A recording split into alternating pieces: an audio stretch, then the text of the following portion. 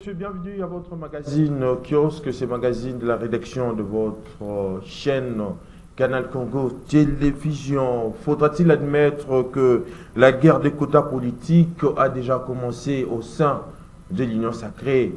La question mérite d'être posée, d'autant plus que après l'abattage du gibier, l'air est au partage. Et chaque membre de la communauté ayant participé à la chasse veut avoir sa part. Cela ne s'octroie pas n'importe comment.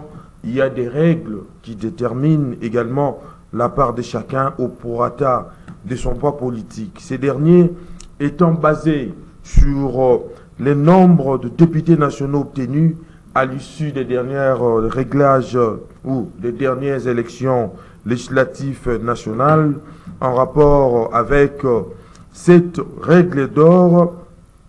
Il faut donc dire que on constate que le méga plateforme de l'Union sacrée pour la nation congolaise, qui avait porté la candidature du président de la République Félix Antoine Tshisekedi Tshilombo, et l'amener à remplir et actuellement miné par des dissensions entre membres. Ensuite, nous allons donc aborder cette question de l'insécurité à l'est de la République démocratique du Congo avec notamment la victoire tant prônée de la diplomatie, mais aussi la liberté provisoire de Salomon Kalonda Escadela. Analyse et commentaires avec nos invités.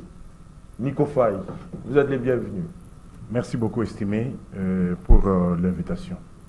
Très bien. En face de Nico Faye, Kiosque Rissois, un habitué de cette émission. Il s'agit donc de Popon Joly. Salut. Bonjour, cher Eddy. Bonjour, monsieur Nico Faye. Merci. Et, je salue aussi nos téléspectateurs. Merci. Très bien. Je commence par vous, Popon Joly. À la base de cette guerre au sein de l'Union sacrée pour la nation figure des intérêts axés sur le nombre de députés en vue de s'assurer d'être en pole position dans le but d'élargir son quota plutôt pour des postes de gestion. Vous, en tant qu'analyste, comment interprétez-vous ça? Merci, cher Eddy. Vous savez, pour comprendre, moi j'ai y à penser quand on était des étudiants, à chaque fois que chaque professeur, excusez-moi avec les tautologies, commençait à introduire sa matière, il commençait par la définition conceptuelle. Oui. Pour permettre aux étudiants de bien appréhender sur la matière et la quintessence de la matière. Et nous débattons sur le poste, mais dans un cadre qui est une république, qui est un pays. Et le nôtre ou la nôtre s'appelle la République démocratique du Congo. Déjà, en partant de ces deux concepts, il y a un problème, il y a une adéquation entre le concept et la réalité sur terrain. C'est-à-dire un décalage. C'est-à-dire la République, c'est quoi? La République est bâtie sur trois principes. Il y a la représentativité, il y a la souveraineté populaire et la séparation du pouvoir. Ça veut dire quoi? Lorsqu'on parle de la séparation du pouvoir et de la représentativité populaire, Tel que préconisé par Montesquieu, on voit le pouvoir, l'article 5 de la Constitution, c'est-à-dire que tout pouvoir émane du peuple. oui. Est-ce que la personne qui nous gère aujourd'hui est une expression populaire? Je pense que le président, oui. Est-ce que nos députés sont-ils vraiment, où la population congolaise s'est définie à eux? Ça, il y a une question, il y a question marque. Il n'y a pas de réponse. Parce que le député, il représente le peuple, il vote des lois et il contrôle. Est-ce que nos députés représentent le peuple? Les 500 qui sont là-bas, la question qu'on doit se poser. Bon, parlons de la démocratie. La démocratie, c'est l'application exacte à la lettre des textes, n'est-ce pas? Alors, vous savez, la procédure législative, il y a vraiment des étapes. C'est-à-dire que, et puis à la fin d'une loi, si la loi est adoptée au niveau de l'Assemblée plénière, après avoir passé par la Cour constitutionnelle pour vérifier si sa constitutionnalité, la promulgation, il y a l'aspect publicitaire. C'est pour cela qu'on dit nul n'est censé ignorer la loi.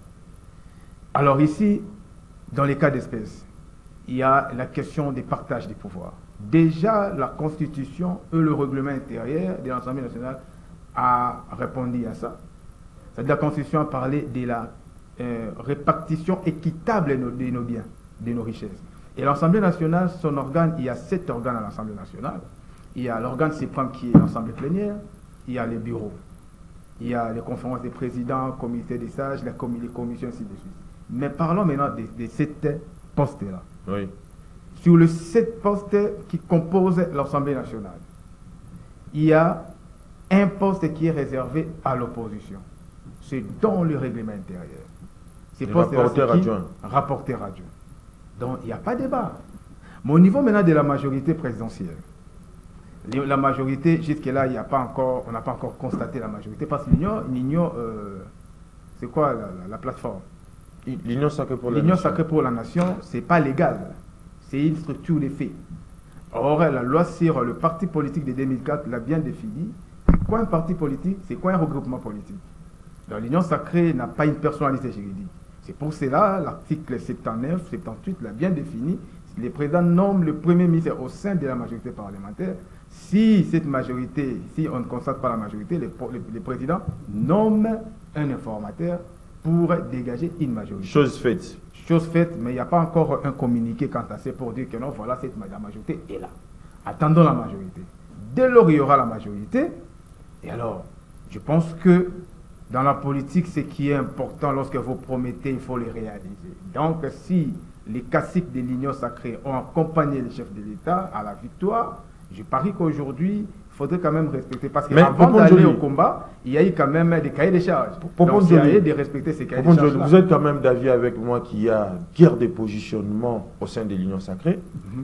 Mais vous ne voyez pas que cette guerre risque de perturber la bonne attente des sociétés au sein de l'Union sacrée pour des postes de gestion? Voilà, par là qu'on doit s'atteler.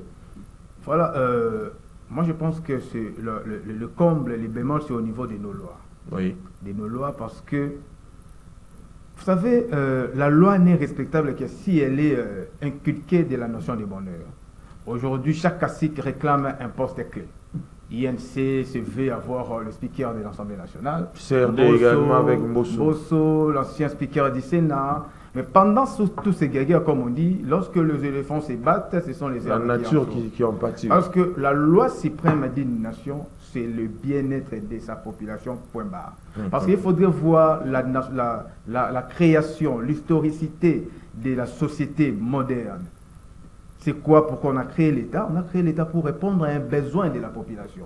Les besoins sécuritaires, la protection des personnes de leurs biens, donner à manger au peuple. C'est ça les besoins primaires. La mobilité, les loyers, le logement, ainsi de suite. C'est-à-dire aujourd'hui, au lieu de nous amener dans ces terrains-là des guerres, des théâtres, moi je pense qu'il faudrait capitaliser les temps. Parce que les Anglais disent le temps is money. Vous savez, lorsqu'on ne sait pas, parce que le mandat du président a un temps dans un espace, c'est 5 ans. Alors lorsque vous prenez 5 ans, 365 jours fois 5 ans, allez-y comprendre, on a gaspillé combien de temps aujourd'hui? À un mois, déjà, on pouvait faire beaucoup de choses, beaucoup. Déjà, depuis l'année passée, quand la CNI a lancé la campagne électorale, tout a été stagné jusqu'à aujourd'hui. Moi, j'ai fait 4 tours à l'hôtel du gouvernement, je vous dis. Même pas les guérites, les gens, les personnes, plutôt les techniciens des surfaces étaient absents. Dans la porte, il n'y avait personne, le parking était vide. Aujourd'hui, cette situation impacte le développement du pays. Vous voyez? Alors, il faut aller repenser, avoir comblé ces vides-là. Moi, j'ai suivi les élections aux États-Unis. Après avoir prêté les serments et les discours solennels du début du mandat, les matins brimés là, un jour après, il y a eu des ordonnances signées par le nouveau président, même pas des jours. Alors, il faudrait voir dans cette constitution, qu'est-ce qui freine que pour avoir un gouvernement, il faut beaucoup de temps. Vous savez, dans une nation, il y a des questions importantes que la nation pose. Toutes ces guerres, moi je pense que ce n'est pas intéressant dans un pays comme le nôtre où rien ne marche. Vous savez, aujourd'hui nous avons les fleuves pour chuter. Nous avons les fleuves qui serpentent les 24 communes de Kinshasa, mais nous manquons d'eau. Ce n'est pas intéressant. Alors il fallait penser, c'est quoi les paradigmes pour changer cette nation de sous-développement en développement. Et c'est faisable. On a vu beaucoup de pays, à l'espace de 5 ans, les pays étaient déserts, 5 ans après, il y a des immeubles qui se naissent comme des champignons. Très bien. Nico Faye, à quelques jours, je dirais, hein, ou soit à quelques semaines de la sortie du gouvernement de la République démocratique du Congo, après les travaux abattus par l'informateur Augustin Kabouya, on assiste aujourd'hui à des guerres de positionnement au sein de l'Union sacrée. Vous ne voyez pas que, comme l'a dit Pompon Joly, cette guerre de positionnement risque d'impacter négativement sur notamment les développements de la République démocratique du Congo, mais aussi la sortie du gouvernement. Votre analyse? Merci beaucoup, estimé, pour l'opportunité. On n'a pas les minutes à perdre. Oui. Je m'en vais procéder au rappel national. Comme d'habitude. Que mon peuple retienne que nous avons déjà passé 653 jours depuis que notre Bunagana échappe au contrôle de Kinshasa. Bunagana qui est une cité dans le territoire de Rutshuru. J'ai pris à titre symbolique parce que le M23 n'a pas que le contrôle de Bunagana, il a déjà élargi son champ. 303 jours depuis que les compatriotes Salomo Kalonda avait été cueilli au pied de l'avion, un père de famille, mari d'une femme responsable. Aujourd'hui libéré, provisoirement. Mais d'après les dernières informations à ma possession, bien que la haute cour militaire ait ordonné la liberté provisoire, en attendant les formalités, il serait encore en prison. Oui. C'est pour cela, moi je dis 333 jours, parce que si la justice était suivie, si la procédure était régulière, la journée d'aujourd'hui, vendredi 28, il ne serait pas là-bas. Jeudi 28. Oui. 303 jours qu'on a privé la liberté à un père de famille, un responsable, et il y a une résidence connue dont la fuite n'était pas à craindre. Il y a un sujet pour ça. Oui, prévu. 67 jours depuis que le régime nous a placés dans une situation confuse. On ne sait même pas si c'était un mandat ou bien c'est quoi, ça a commencé quand, on ne sait pas, étant donné que le mandat est de 5 ans. Le mandat, il y a eu le premier mandat qui avait commencé le 24 janvier 2019. Les mandats étant de 5 ans, l'autre mandat pouvait arriver à son terme le 23 janvier 2024. Mais malheureusement, on a vu le 20 janvier, on s'est précipité à écouter le mandat. Pour quelle raison? 578 jours que Jean-Marc Kabound, victime de l'intolérance politique, qu'il est à la prison. Oh, vous êtes maintenant l'avocat de Kabound? Je suis procureur général près de ces derniers. Je défends tout Congolais victime de la jalousie et... Très bien, répondez maintenant à la question. Vous dites que ça impacte ou pas. Mais j'ai un déjeuner de l'émission.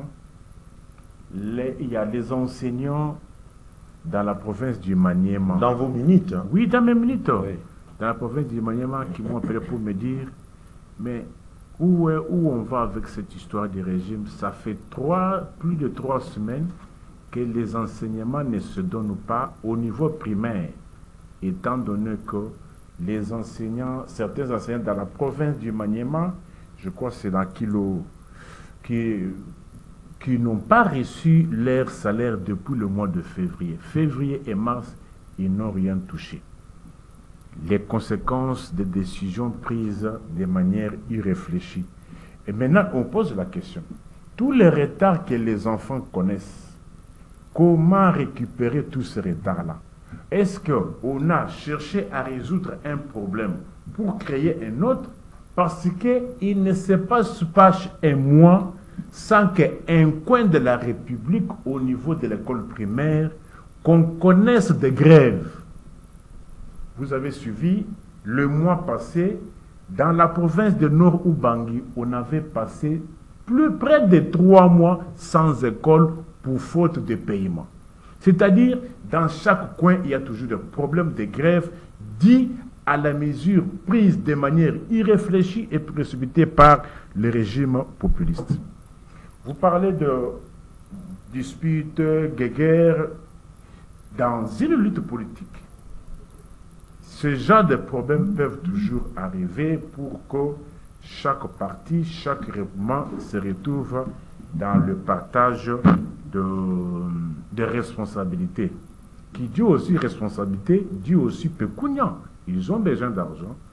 Mais je ne vois pas pourquoi, je ne vois pas que après tout ce qu'on est en train de voir, que les Congolais, après tout cela, aient gain de cause, ou bien que c'est le gouvernement qui sortira puisse donner des réponses appropriées aux attentes de la population. Moi, je ne vois pas la différence qu'il y aura entre les nouveaux gouvernements que vous attendez, oui, et les autres. Parce que ce sont toujours les mêmes animateurs qui se sont distingués dans les détournements, qui se sont distingués dans les extorsions, qui se sont distingués dans l'organisation de futilité, au moment où mon peuple est en train de souffrir.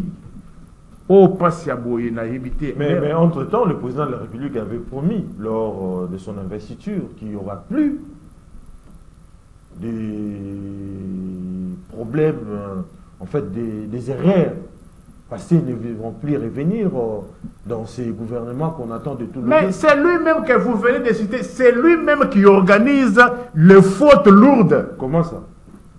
Prenez l'article 108 de la Constitution, qui dit le mandat de député et de sénateur sont incompatibles avec les membres du gouvernement. Les mêmes membres du gouvernement ont écrit à la Cour constitutionnelle se sentant dans ces carcans-là de l'incompatibilité. La Cour constitutionnelle n'a pas donné droit à cela. La Constitution a sorti 108 interdit cela. Mais qui a fait que Michel et les autres puissent continuer à tabler? Ce n'est pas lui qui a dit que non, il faut éviter les erreurs du passé. Ce n'est pas lui. Non, ne ricanez pas. Donne la réponse à mon peuple. Ce n'est pas lui. Vous n'êtes pas là pour me poser des questions. C'est à moi de vous poser des questions. Ce n'est pas lui qui a dit évitons les erreurs du passé.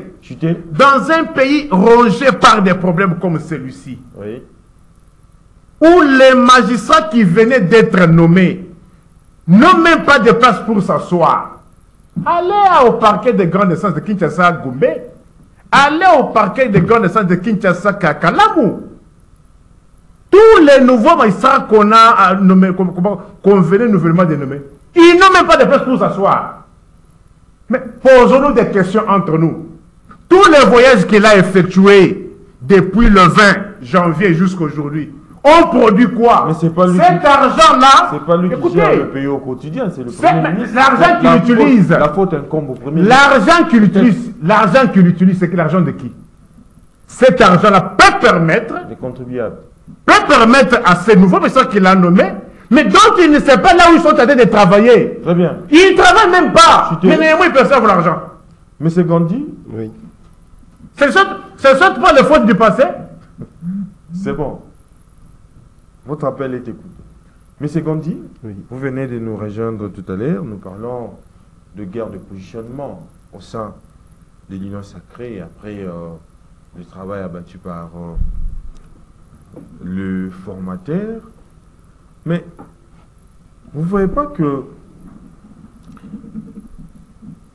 les Congolais attendent impatiemment, risquent, soit, je dirais même l'informateur que les Congolais attendent, risquent de se retrouver dans des arbitrages compliqués pour tenter de satisfaire tout le monde. Parce que les conséquences aujourd'hui, comme l'a dit Nico Faye, les choses risquent de s'étirer en longueur pendant que le pays a des priorités à satisfaire et de nombreux défis à relever. Votre analyse? Mon analyse, c'est que au-delà du pays qui sombre, ça tout le monde le sait, tout le monde le dit, tout le monde le vit. Nous le vivons à Kinshasa au quotidien. Qu'est-ce qui empêche à notre République, à notre gouvernement, en attendant réellement de réhabiliter ou de construire des routes? Qu'est-ce qui empêche qu'on puisse... Dans son temps, Ouais. motion de procédure. Mais il y a quelqu'un qui Oui, parle. qui parle. Il y a quelqu'un qui parle déjà. Au nom du respect des téléspectateurs, Oui. Gandhi avait pris l'engagement de dire aux Congolais, de commencer par là, les prix qu'il a trouvés de la boîte de mayonnaise, de maillot moyenne. Tu avais raison, de toute façon. Moi, je suis correct et juste. Donc, je dis qu'il y a un problème. On peut, en attendant de reconstruire des routes, de les réhabiliter ou de construire d'autres routes, Oui. on pouvait, en une semaine, boucher la plupart des trous qu'il y a au niveau de la ville de Kinshasa, notamment Ngouma. Des travaux vont prendre encore du temps, peut-être 2 mois encore. Entre-temps, les gens ont du mal à circuler, ce qui occasionne des bouchons. C'est un problème un peu partout dans Parmi les plusieurs communes. priorités et les défis à relever. Pour moi, parmi les priorités, c'est ça. Les Oui. gens souffrent au quotidien. Oui. Il y a aussi ce problème des transports. J'ai toujours préconisé à ce que le gouvernement puisse s'occuper de tout ce qui touche les transports, ne pas laisser ce marché au privé. On a droit au moins à 2 ou 3 000 bus à Kinshasa pour que toutes les 10 minutes, les gens aient le moyen de transport. Quitte à ce qu'ils majorent un peu de 500, on passe à 1000 francs de transport, quelle que soit la distance, le transport en commun géré par l'État. Donc c'est ce que je voulais relever. Mais pour revenir à votre question principale, pour ne pas prendre du temps inutilement, puisque ce que j'ai dit, tout le monde le vit, donc il n'y a pas besoin de faire du cinéma là-dessus. Guerre des positionnements, c'est ce qui fait souffrir le pays depuis 60. Ce sont toujours les mêmes cartels. J'ai dit cartels, puisque jamais dans ce pays, en dehors des périodes de la dictature de Mobutu ou de la dictature de Laurent Désiré Kabila, on a connu réellement un gouvernement cohérent. C'était toujours des cartels, c'était toujours les gens qui se cooptaient d'un régime à l'autre, ce qui, à un moment donné, fait que nous n'avançons pas. On n'a jamais eu un gouvernement dans le sens vrai du mot, gouverner. Oui. C'est-à-dire gérer au quotidien et prévoir aussi l'avenir. On a un déficit là-dessus. Regarde, un pays qui a des difficultés énormes. Ça fait depuis le 20 décembre que le président est élu.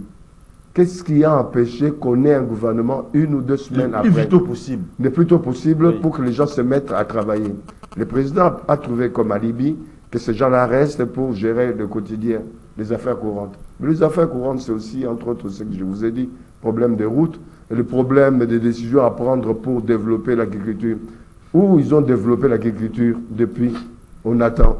On dit qu'il y a un problème au niveau du change par rapport au dollar. Mais le dollar, on achète toujours tout, même des légumes, du piment à l'extérieur. On aurait démarré avec l'agriculture, avec l'élevage. Il y a des cultures qui, au bout de 3 mois, nous donneraient des légumes. Au bout de 6 mois, on a des légumes. Qu'est-ce qui nous empêche, même avec l'argent de l'État, de monter quelques petites industries, comme ils ont monté là pour les cure-dents, puisqu'on les a tellement critiqués, qu'il y a une société qui est venue pour la première fois en Afrique monter une usine de cure-dents. C'est une bêtise. Mais il y avait d'autres industries qu'on pouvait implanter ici, Oui. qu'on pouvait monter ici pour alléger non seulement le coût par rapport au gouvernement, alléger aussi sur le plan social les coûts de la vie de nos Mais concitoyens. face à ce que vous venez vous évoquer, Oui. faudra-t-il admettre aujourd'hui qu'il y a l'absence d'une division claire pour l'intérêt du peuple congolais par les chefs, dans les chefs plutôt Mais des autorités. heureusement, ils sont vrais, ces gens-là. Là où je peux les féliciter, ils sont vrais. Ils ne viennent pas, la guerre de positionnement, là, ils ne viennent pas se positionner pour aider le peuple. Ils viennent se positionner pour eux. Leurs intérêts. Leurs intérêts personnels, de leur famille, de leurs amis, et secondairement de leur parti, puisque vous avez assisté à plusieurs reprises quand il y avait des nominations, on arrivait même à nommer des gens à l'extérieur du parti, alors qu'il y a des gens qui ont milité, qui ont travaillé au niveau des partis, qui n'ont jamais, pour certains, eu gain de cause. Le positionnement est personnel. On dirait qu'on commence à vivre des castes ici comme en Inde. Ça pose un problème. Mais on n'a pas un groupe de gens qui identifiés, qui sont là pour défendre les intérêts du peuple. Il y a peut-être quelques individus, mais ils sont inaudibles, invisibles. Les gens réellement qui soutiennent le peuple au quotidien, il y en a rarement ou pas du tout, ça pose un problème. Pourquoi se positionner? Pourquoi cette guerre alors que tout le monde était derrière le chef de l'État dans une union soi-disant sacrée, avec une vision de chef de l'État? Mais maintenant, ils sont en train de chercher à se positionner. Quelle que soit la personne qu'on aurait pris ou qu'on prendra à l'union sacrée comme Premier ministre, qu'il soit minoritaire dans le groupe ou qu'il soit majoritaire, il représente une union sacrée, il représente la vision du chef de l'État. Pourquoi c'est triper? Pourquoi chercher à tirer la couverture de son côté? Ça pose un problème. Très bien. Comprendre Joly, je reviens à vous. Bien que relevant du pouvoir discrétionnaire du président de la République, Félix-Antoine Tshisekedi Tshilombo, la nomination des membres du gouvernement est cependant encadrée par des critères et un processus de consultation en cours.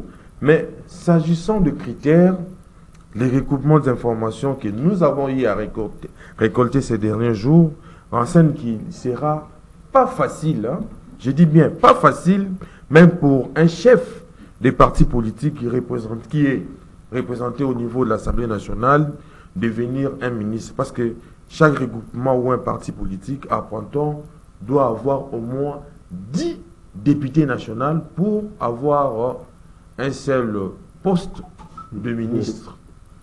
Votre analyse? Avant, c'était 4. Aujourd'hui, c'est 10.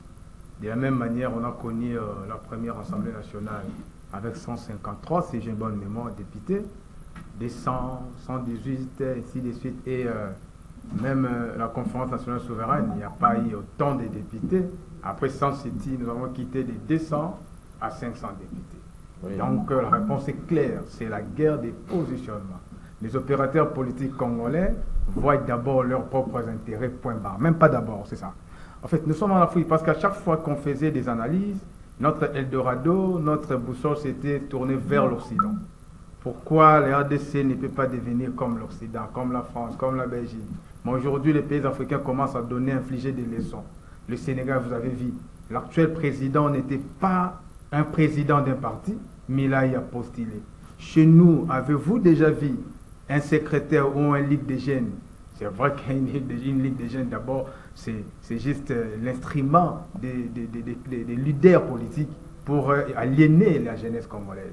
Avez-vous déjà vu même un président de la Ligue des jeunes postuler comme un président au Congo? Ça ne se passe pas. En fait, nous crions tout le jour, matin, soir, démocratie, démocratie, alors que nous ne sommes pas des démocrates nous-mêmes. Si vous êtes un parti, vous avez un parti politique, vous êtes éternel président. C'est déjà un problème. Parce qu'on ne peut jamais parler de la politique sans les partis politiques. C'est comme le football avec une école de football. Vous voulez avoir des joueurs, il faut d'abord former des joueurs. Vous voulez avoir des basketteurs, il faut une université des basketteurs. Et vous voulez avoir des politiciens, il faut une école. Une école, c'est quoi? C'est un parti. Les partis, ça forme les membres, c'est pour informer, parce que l'État doit avoir la capacité d'anticiper, de voir. Lorsque vous manquez l'information, vous êtes nul. Et au finish, lutter pour avoir le pouvoir et les garder le plus longtemps possible. Mais ici au Congo, nos partis politiques ont qu'un seul objectif, avoir le pouvoir et les garder le plus longtemps possible. Et au niveau des castings, c'est-à-dire que nous avons fait, la RDC, c'est d'abord la RDC par rapport au timing des années 1400. Pourquoi? Parce qu'il y a le système de spoil system. C'est-à-dire le système de dépouillement. On a besoin des personnes loyales, aller passer des intellectuels. Et c'est ça le Congo. C'est-à-dire qu'on engage des courageux, on n'engage pas les intellectuels. Nous sommes dans une république de courageux. J'ai tout dit, j'ai toujours parlé de l'Assemblée nationale. On ne peut jamais rêver un bon gouvernement si déjà l'Assemblée nationale, c'est une caisse de résonance où on a voté qui? Allez-y dans les critériums à la loi électorale. Les critères pour postuler. 25 ans au moins, avoir l'expérience socio-culturelle alors que nous n'avons pas des partis politiques? Où est-ce que vous allez récolter cette expérience-là? Donc le critère déjà, ça pose un problème sur la réalité politicienne congolaise. Je voulais dire une chose au début pour citer. Bon, j'ai beaucoup de choses à dire, mais je dis une chose. Je suis aujourd'hui joyeux d'avoir dans le nouveau règlement intérieur, on a mis notre recommandation. J'avais dit, quand j'ai constaté que les députés ont du mal à élaborer le rapport des vacances. En 2019, il y a eu 500 députés, il y a eu 53 rapports des vacances.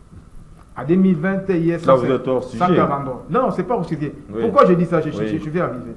Aujourd'hui, j'ai dit, pour résorber cette crise, ces problématiques, il faudrait doter à tout député des assistants. Un assistant va rester dans la circonscription à la base pour combiner, récolter tout ce qui se passe, et l'autre va rester avec les députés.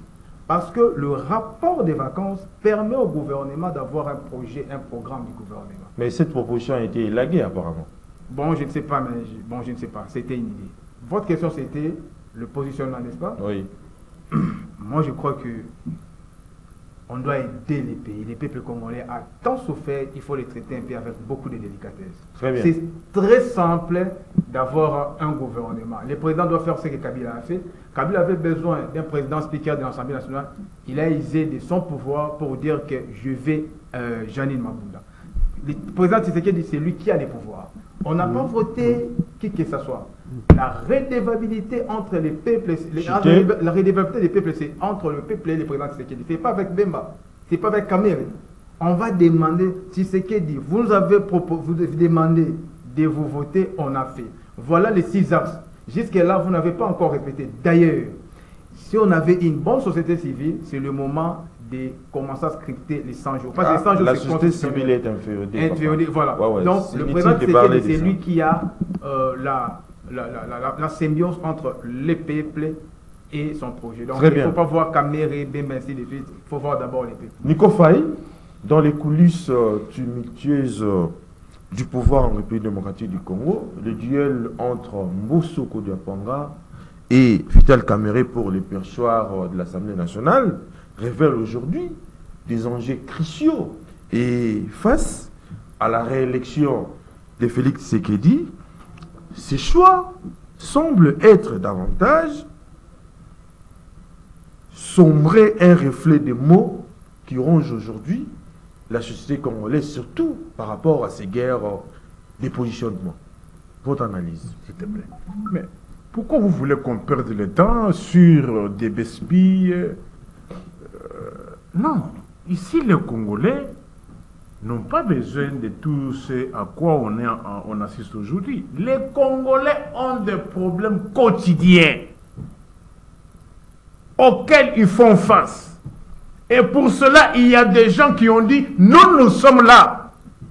Tout ce qui s'est passé hier était mauvais, nous vous apportons des solutions. Et dans la malice de ce régime, je crains qu'on vienne encore dire que non, on avait perdu le temps dans ceci, dans cela. En 2019, le régime s'est arrangé pour que toutes les dépenses soient engagées à la présidence de la République. 9 mois durant. Il s'est arrangé.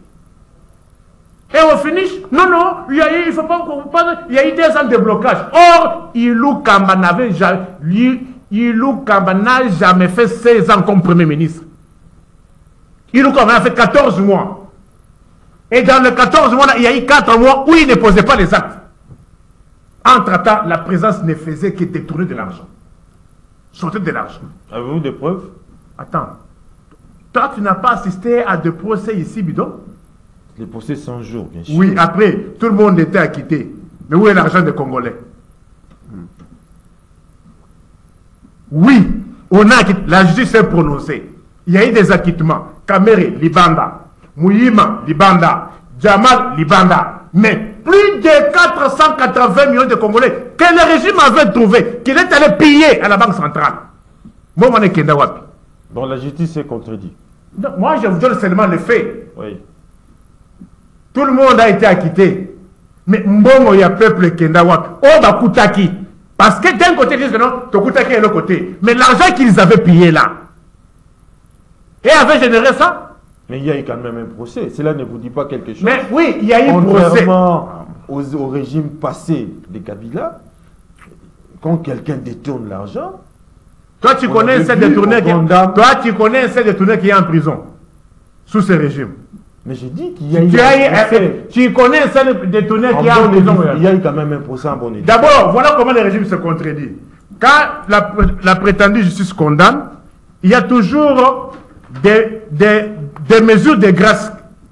Et les mêmes mesures de grâce là, il y a une controverse. Non, c'est authentique. Ce n'est pas authentique. Mais au finish, les bénéficiaires sortent.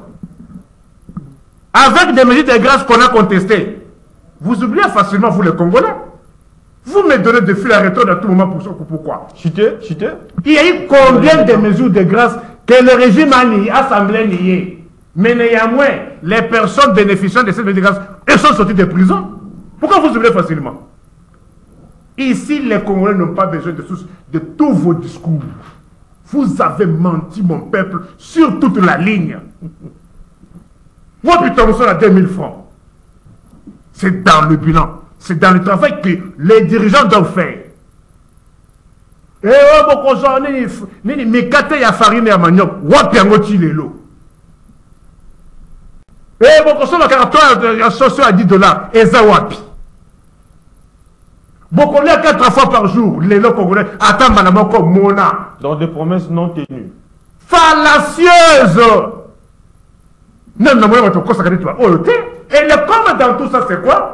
C'est celui qui est menti qui applaudit. C'est là où je n'arrive pas à comprendre. On te ment. On te stocke l'argent en arabe. Bayena my God. Mais ce sont les victimes qui applaudissent. Aujourd'hui, le peuple n'a pas besoin de discours. Lobby n'a sombi maïwana. 800 francs n'a venu 24. N'a pas vendu en bilan. Maï oyo. C'est quand il y a plus de demandes. Ça... Hier, j'ai acheté Mounayama, n'a venu 24. Moussirate na IS na 800 francs. Tout ça qui ne wapi. Maï, quand à ma quartier, t'as la ni t'étais ma forage. Malheureusement, maï forage et indi ça. Et les lots. Mais attends, tu sais les lots. Je suis passé au marché ce matin, mon frère. Tu regardes l'heure. Hein? Après, il ne faut pas me presser. Talambu ma tomate. Tu as épousé tous tes milliers. Oui, je peux. Talambu ma tomate à 500 francs, il y a régime. Talakambu, na soni mbuma il y a 500 francs, na tongo awa. 500 francs. Tu as au moins le temps d'aller acheter. Hein? 500 francs. Moumama quoi 500. Ouais, je rigole. Moumama tomate, il est comme 1000 francs, 1500, 2000. Moumama quoi 500. Chuté, Nico Fachi. Tu vas contredire. Chuté. T'as tout le monde à 500 francs. Non. J'ai acheté ça ce matin. En plus, au moins quand on est la Ponkabi wana entre Ponkabi na avenue Pozo. Où est wana? Déplace na Sombio. Non, bon c'est gars. Encore quoi? Les piments. Maman, elle a 100 francs. Maman, papa. Philippine, écoute, tu as 100 francs exactés. Mais je dois beaucoup.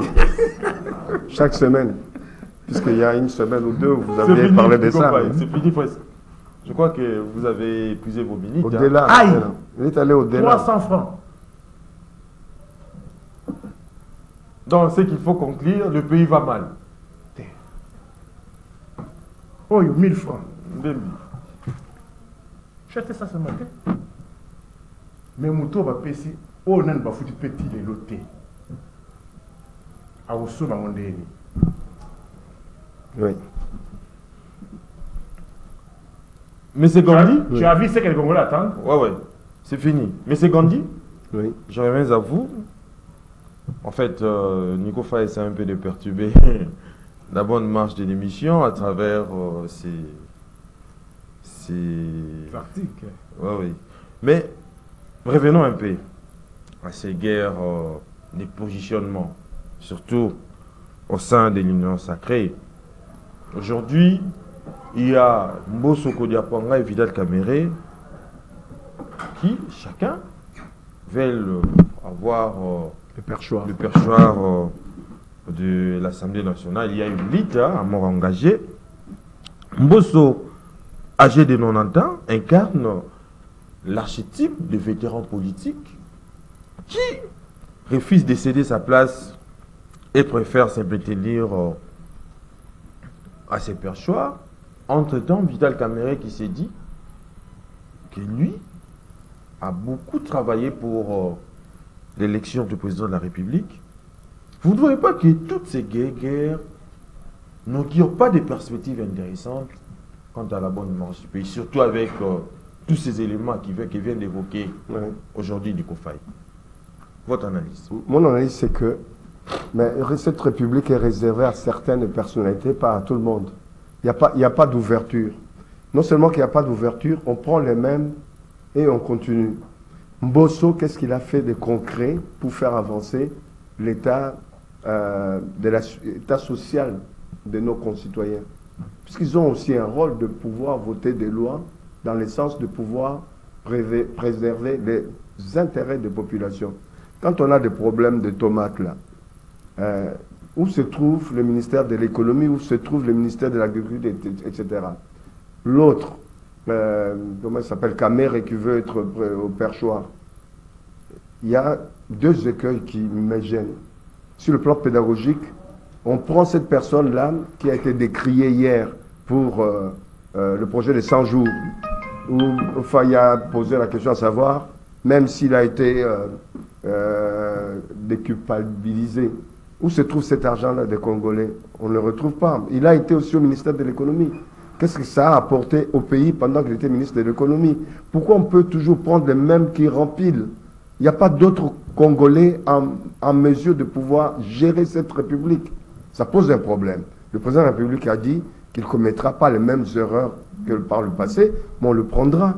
Au mot, ici, à la mise en place du gouvernement, on saura qui est dans le gouvernement, qui est Premier ministre, on saura qui sera président du Sénat ou de l'Assemblée générale. Si c'est pour reprendre les mêmes têtes-là, qui sont en train de s'étriper, qui sont en train chacun de tirer la couverture de son côté, et le peuple au milieu n'a pas d'intérêt, ça pose un problème. Cette guerre de positionnement, c'est que on a eu ce projet-là de l'union sacrée, c'était en fait une duperie.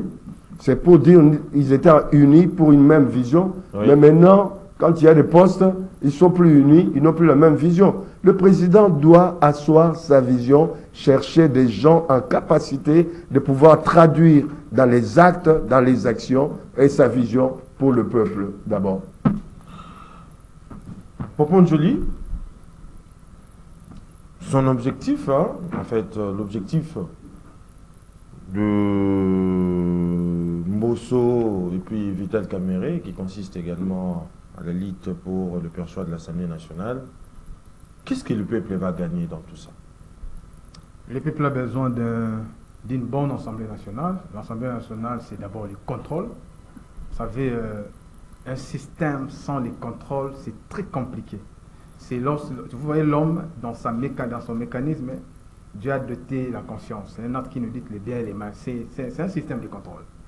Donc, sans les contrôles, c'est trop compliqué. Or, l'Assemblée nationale a été créée pour contrôler et pour légiférer.